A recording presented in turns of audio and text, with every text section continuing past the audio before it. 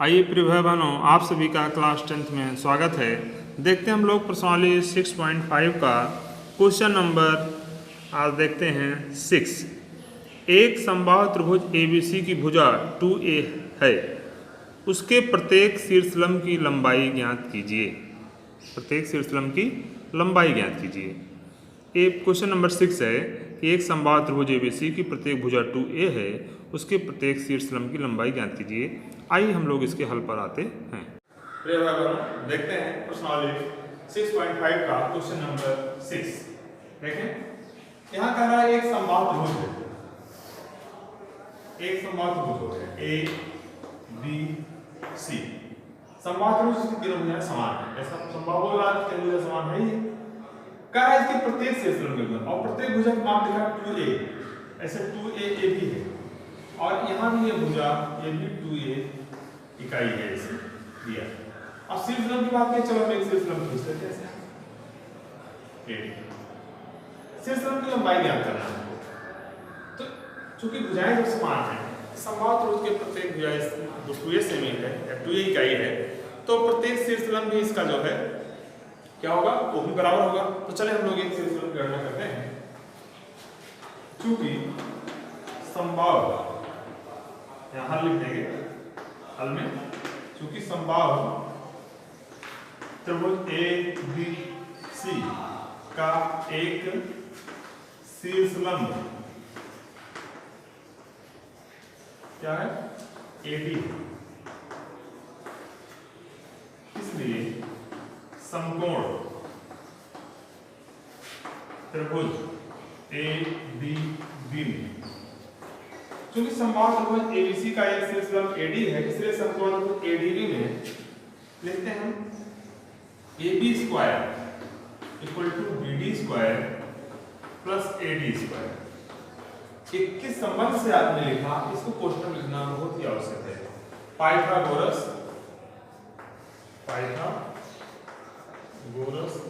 प्रमेय से आपने पढ़ा था, किसी समकोण त्रिभुज के कर्ण पर बराबर त्रिभुज की शेष दो भुजाओं पर बने वर्गों के बराबर होता है। तो AB square equal to BD square plus AD square आपने लिखा। अब देखिए AB का मान तो 2A है, आप ठीक है 2A स्क्वायर लिख दो इसको। BD का मान यहाँ देखो, जब समबाहु त्रिभुज है, यहाँ से शीर्षलंब खींचा गया है, तो ये दो समान भागों में बढ़ जाएगा। दोनों त्रिभुज सर्वांगसम होंगे, अगर सर्वांगसम किया जाए तो दोनों त्रिभुज सर्वांगसम होंगे। तो हमको स्वयं समझना पड़ेगा कि किसी समबाहु त्रिभुज में शीर्षलंब खींचा जाता है तो आधार दो समान भागों में बढ़ जाता है, ठीक है। इसलिए हम लोग यहाँ लिख देंगे, पिछली क्लास में लोगों ने इस तरह के प्रमेय सिद्ध किए थे। तो देखेंगे यहाँ, तो BD का मान क्या लिख देंगे, इधर 2A है, इधर वाला क्या हो जाएगा A। यहाँ से यहाँ तक क्या हो गया मुझे, पूरा 2A था तो आधा A इधर हो गया, A इधर भी हो गया, ये दोनों भाग बराबर हो गए। तो हम चाहे ऐसा संकेत बना सकते हैं। अच्छा, यहाँ BD का मान क्या लिख देंगे, A का स्क्वायर हो गया प्लस AD हमको निकालना है, AD स्क्वायर लिखे हैं ऐसे। चलिए सरल करते हैं, 2A का स्क्वायर मान क्या हो जाएगा 4A square equal to A square, ये हो गया। अब plus AD square, AD square. अब हम देखते हैं कि इसको सरल कैसे करें। A स्क्वायर इधर लाएं, 4A square minus A square equal to AD square हो गया, AD स्क्वायर हो गया। अब 4A स्क्वायर जब A स्क्वायर निकले आ गया 3A square equal to AD square. इसका पूरा मान इधर, इसको पूरा मान उधर लिखा जा सकता है, पक्ष हम एकदम बदल सकते हैं। ऐसी दशा में चिन्ह परिवर्तन करने की कोई बात नहीं। जब किसी पक्ष से कोई चीज छोड़ा जाता है तब वहां चिन्ह में परिवर्तन किया जाता है, क्योंकि पूरा मान इधर पूरा मान उधर हम लिख सकते हैं ऐसा, AD square equal to 3A square. तो चूंकि यहाँ स्क्वायर में AD निकालना है तो हमको उसे काटी लगाना पड़ेगा 3A स्क्वायर। अब इसको सरल करेंगे हम, तो AD बराबर क्या हो जाएगा, एक आ जाएगा बाहर वर्गमूल आ गया और ये अंडर रूट 3AC आ गया। अतः प्रत्येक शीर्षलंब की माप, प्रत्येक शीर्षलंब की माप ये अंडर रूट 3 मात्रक में ज्यादा अच्छा मात्रक है। क्योंकि संभाग रूप में जो भुजाएं समान है तो अपने सिलसिलों में समान होंगे। इस तरह से आपका ये क्वेश्चन कंप्लीट हुआ। आइए प्रिय भाई बहनों, आप सभी का क्लास 10th में स्वागत है। एनसीईआरटी बुक देखें, प्रश्नावली 6.5 का क्वेश्चन नंबर आज देखते हैं हम लोग 7। देखें क्या है विशेष में। सिद्ध कीजिए कि एक समचतुर्भुज की भुजाओं के वर्गों का योग उनके विकर्णों के वर्गों के योग के बराबर होता है। इस बात को चलिए हम लोग सिद्ध करना सीखते हैं। ठीक, आइए हम लोग देखते हैं क्वेश्चन नंबर 7। यहाँ बताया गया है कि एक समचतुर्भुज है और समचतुर्भुज के जो भुज माने कह रहा है कि किसी समचतुर्भुज के भुजाओं के वर्गों का योग उनके विकर्णों के वर्गों के योग के बराबर है। समचतुर्भुज बनाते समय हमको ध्यान रखना पड़ता है, थोड़ा सा भुजाओं को झुका करके बनाएं और सभी भुजाएं से बराबर है। सम माने ऐसा चतुर्भुज जिसकी सभी भुजाएं समान हो, वो समचतुर्भुज कहलाता है।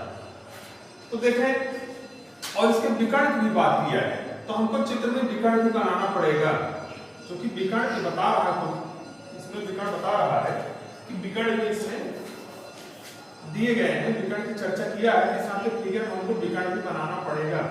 इस तरह जहां विकर्ण काट रहा है उसका नाम को ले दिया है जैसे। ठीक है, तो ज्ञात है हमको ये लिखना पड़ेगा, ज्ञात है कि एक सम चतुर्भुज ए बी सी डी के विकर्ण AC और BD एक दूसरे को बिंदु O पर प्रतिच्छेद करते हैं,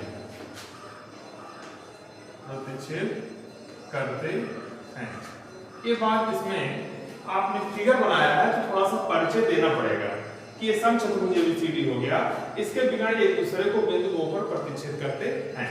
अच्छा, सिद्ध क्या करना वो भी इंगित करें आप। सिद्ध करना है, ये कह रहा है कि इसकी भुजाओं के वर्गों का योग, भुजाएं कौन कौन है, AB स्क्वायर धन BC स्क्वायर, वर्ग माने स्क्वायर लगाना भुजाओं पर, और plus CD square plus AD square equal to करा भुजाओं के वर्गों का योग इनके विकर्णों के माने AC square plus BD square के वर्गों के योग के बराबर है। माने इधर भुजाओं का वर्ग हो और बराबर आगे विकर्णों के वर्गों का योग हो, वर्गों का योग प्लस लगा दीजिए। अब हम लोग चलते हैं प्रमाण लेते हैं कि भाई हमें यह बात लाना है इतना, तो ये कैसे लाया जाए, शुरुआत कहां से करें। तो हम एक बात जानते हैं, इसके पहले हम लोगों ने क्लास पढ़ा है, किसी चतुर्भुज किसी समचतुर्भुज के विकर्ण परस्पर समकोण पर समद्विभाजित करते हैं। इस बात को यहां लिखा जाए, क्योंकि किसी समचतुर्भुज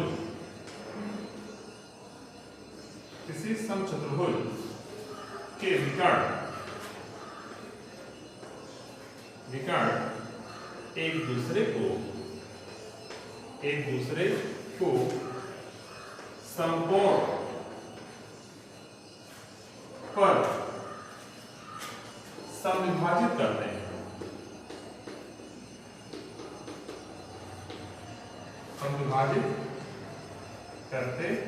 हैं, तो इससे क्या हम लोग जाने, अगर समविभाजित करते हैं तो एक चीज हमको समझ में आना चाहिए।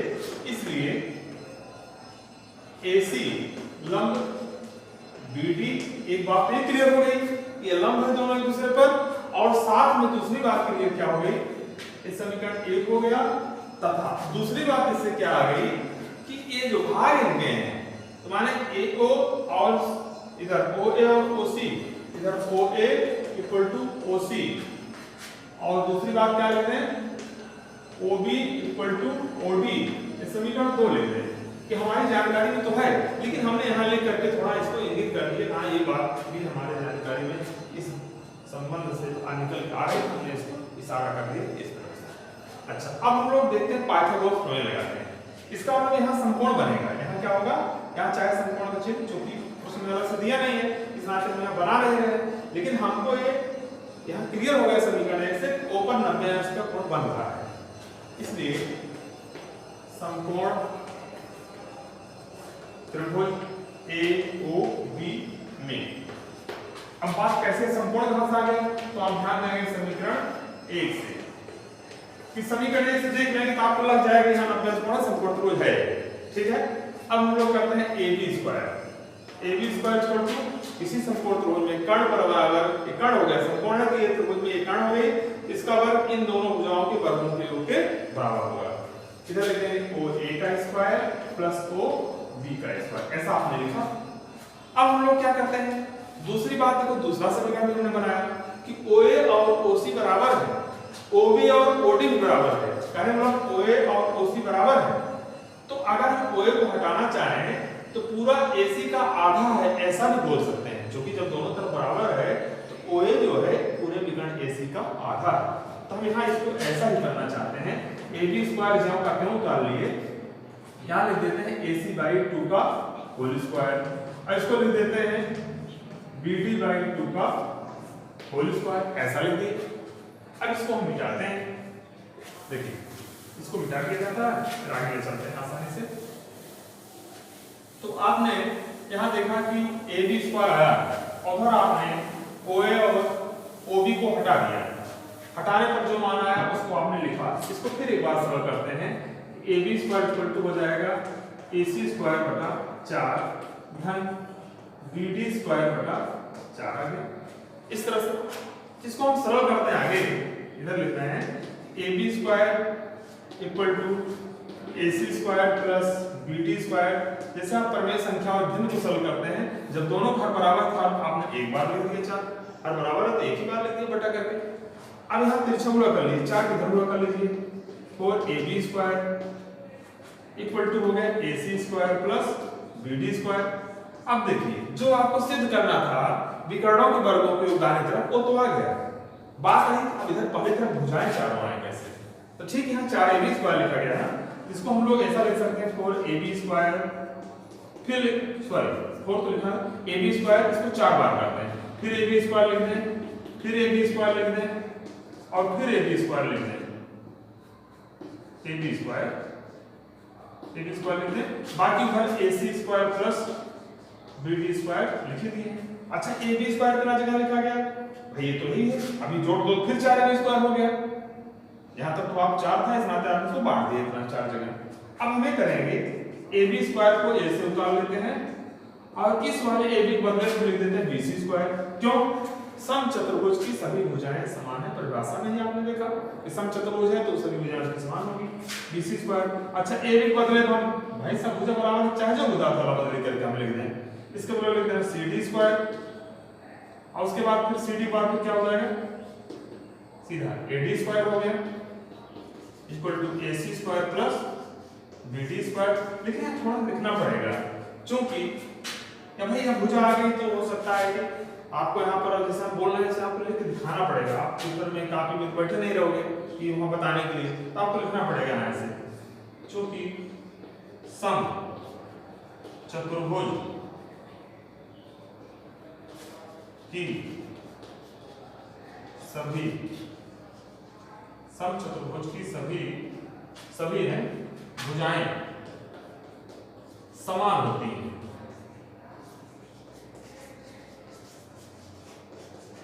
भाई समचतुर्भुज की सभी भुजाएं समान होती हैं, इस नाते यह भुजाओं को हमने लिखा। अब यही बात तो आपको सिद्ध करनी थी, देख लीजिए यही तो आपको दिखाना था, AB स्क्वायर पर BC स्क्वायर पर CD स्क्वायर पर CD स्क्वायर पर कितना आगे लिखेंगे इति सिद्धम, इति इस तरह से आपका क्वेश्चन कंप्लीट हुआ। इस तरह से आपको आने वाले क्वेश्चन के लिए वीडियो हम सोचेंगे सरलता से सरलता आपको जो है कि इसका हल आपको मिलता रहे, तब तक आप लोगों को ढेर सारी शुभकामनाएं। इस तरह आप लगातार प्रयास करते रहें और बड़ा अच्छा लग रहा है आप लोग वीडियो देख रहे हैं, लाइक शेयर सब्सक्राइब कर रहे हैं, ऐसे बड़ा जो है कि आप हमारा दूसरा वर्धन कर रहे हैं, इसके लिए आप